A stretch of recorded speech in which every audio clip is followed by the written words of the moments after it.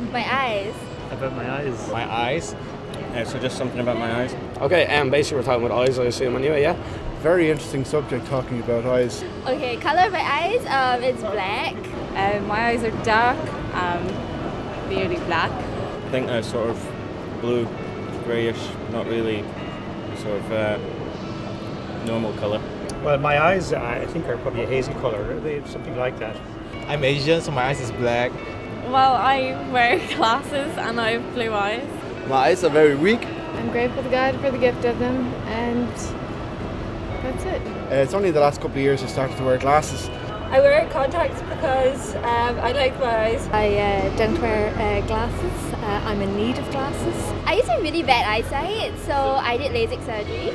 Well, I had laser surgery done about 10 years ago, and I spent most of the last 10 years studying, so I can't see anything anymore. But it's kind of fine, and I'm thinking of like laser them, like to improve them, but I'm not sure if I can trust technique as much as I want to, so yeah. Hi, my name is Richard Corkin and I'm a consultant surgeon, eye surgeon at the Wellington Eye Clinic. My job's obviously eyes and helping people try and see better. The eye is a very important and a very complicated structure, but it's very simple. In simple terms, it's very much like a camera. And it works very similarly to a camera, except that the message, instead of going onto a film, gets relayed to the brain where it's interpreted. But there are lots of things in the camera that can go wrong, there's lots of things in the eye can go wrong, and we try and help to solve them.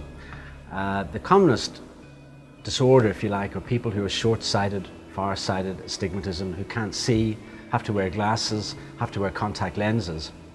And we have situations where we've got procedures that we can alter that. Probably the commonest thing that we do is laser treatment. And the laser treatment alters the surface of the cornea, which is the window of the eye, it's like the little lens on the front of the eye, changes the shape of that so that the rays of light coming into the camera, or at least into the eye, are focused on the retina, so that the image that goes to the brain is then in focus. But there are other matters, things. When the lens in the eye goes cloudy, it's called a cataract. And when a cataract forms, the light can't get into the eye, so people can't see. So we do an operation to replace that with an implant so that the light can go into the eye and can shine clearly and precisely on the retina, and again help people see. So those are probably the commonest things that we do, but we also see other problems related to glaucoma when the pressure goes up in the eye, and also in the retina, which is like the film in the camera.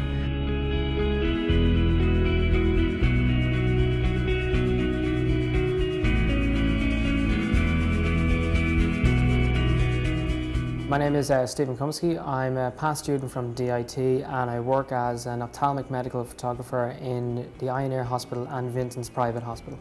My background is in general photography. I studied general photography for 4 years, and in my third year I got interested in medical photography, and one of my great inspirations was Leonard Nielsen, and he used endoscopic cameras to photograph the fetus inside the womb. And I found that quite interesting because it bridged the gap between medical photography and art.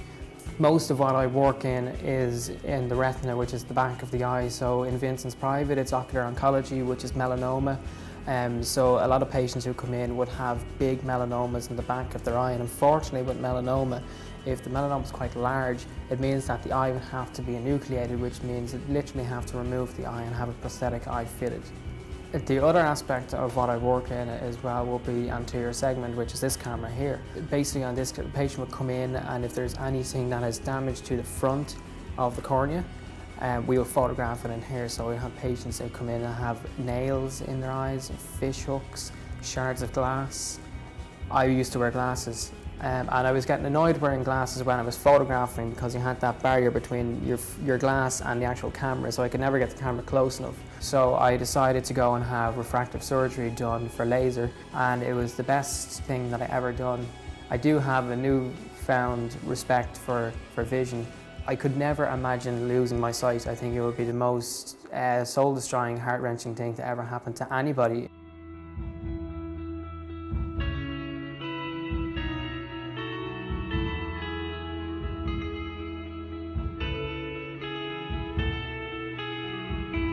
My name's Mark Pollock. I'm an adventurer and a motivational speaker. I went blind in 1998 through a detached retina. I lost the sight in my only good eye in the space of 2 weeks. Losing my sight was the worst thing by far that had ever happened to me. Life up to that point had been pretty good. I went from this person with a really strong identity, student, graduate, person in the city, international rower, to someone who had nothing. I didn't deal with it particularly well. I denied what was going on. And looking back, I suppose I'm only glad that I started to find out that there perhaps was a future after blindness. I suppose my first aim was to get back in a boat to see if I could row. And that was the start of my re-entry into sport. Mark went on to compete in marathons all over the world, from 6 marathons in a week in the Gobi Desert to the highest marathon in the world at Mount Everest, and ultimately Mark became the first blind man to walk to the South Pole in 2009.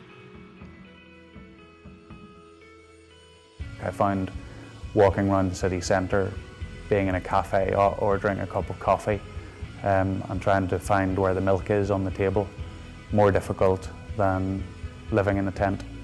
Working in a simple expedition environment where you ski, eat and sleep, I find those environments actually quite simple. It didn't happen overnight that I went to the South Pole. I didn't go from going blind and being scared to getting up one day and entering a race to the South Pole and getting on skis and going there. It took very, very small steps along the way, and a lot of people demonstrating to me and showing me that there was a future, that there were blind people out there doing it and doing things better than I ever was doing whenever I could see. In 1998, the challenge of blindness controlled everything that I thought and everything that I did, to the point where I did nothing.